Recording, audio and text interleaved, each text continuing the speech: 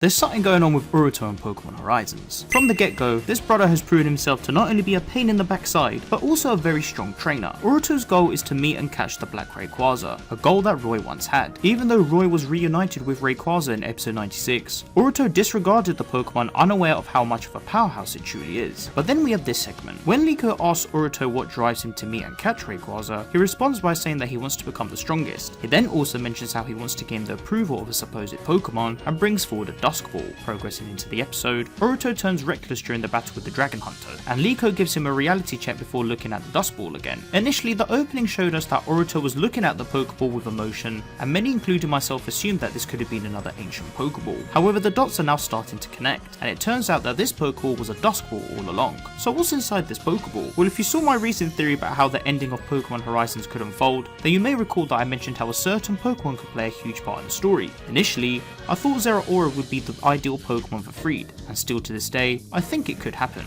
However, at the same time, I'm now starting to believe that maybe Uruto could be the trainer to own this Pokemon. Many viewers have speculated that they could be the ideal Pokemon for Uruto, and sticking to what I said in the previous video about how the Pokemon's ideologies and goals, it could be that maybe due to Uruto's reckless behaviour, Zeraora decided to stay in his Pokeball. We could get a very similar concept to what happened with Iris and her Excadrill. It could be that Uruto is trying to get closer to Rayquaza to prove that he can actually achieve a goal, allowing the Pokemon to then recognise this and finally overcome the upset between them. I'm still in two minds whether or not this could be a good plot point, and heck, it could be a completely different Pokemon inside of the Dusk Ball. And this is now where we can talk about some other theories. I'm going to piggyback off what Rotoscare mentioned in this tweet. It could be that there are two alternative Pokemon that may be brought forward in the story, the first being Ogerpon. Ogerpon was a Pokemon that we never got to see come forward during the Teal Mask segment in the anime. Even though we saw indications that could lead to the Pokemon being revealed, we never actually saw her. However, maybe Uruto could be the perfect character to showcase this Pokemon. With terrestrialization playing a huge part in the story of the series, Ogerpon could maybe be a Pokemon that was introduced later on to help in the final battle against Spinel.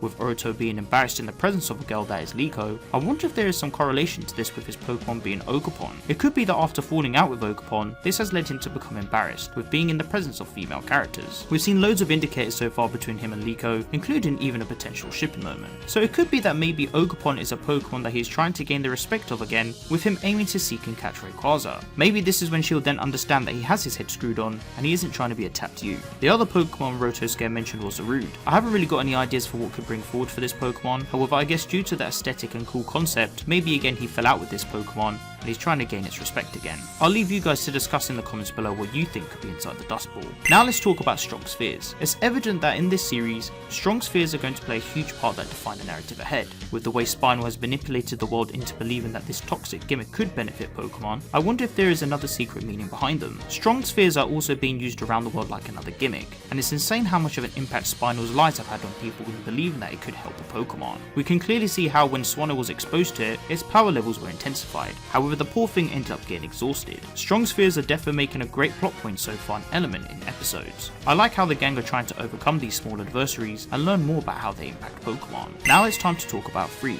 At the current time, we still are trying to understand whether or not if our greatest of all time character is alive, or if he's either been flushed down the toilet to never be seen again. However, something very interesting has come to light. In episode 96, the Dragon Biker gang had capes with a Charizard logo on it. This Charizard logo can also be seen on Freide's jacket. Whilst this could be simply for aesthetic and a common attire logo elements, is there the possibility that maybe Freide did come across a Dragon Clan? We do know that he went on many adventures exploring different areas around the Pokemon world, and seeing he has the jacket, could this mean that maybe he countered a Dragon Clan and was able to adapt to a new battle technique that could help his Charizard? This could also open up a potential Mega Evolution concept for Charizard, maybe potentially Mega evolving into Mega Charizard X. It could also be Mega Charizard Y, but I'm leaning more towards X due to the Dragon typing. With Mega Evolution being a huge staple now in this current arc, I wouldn't be surprised if he did return with a Mega Charizard. It could actually be a dream come true, because come on bruv, who doesn't love Mega Charizard X?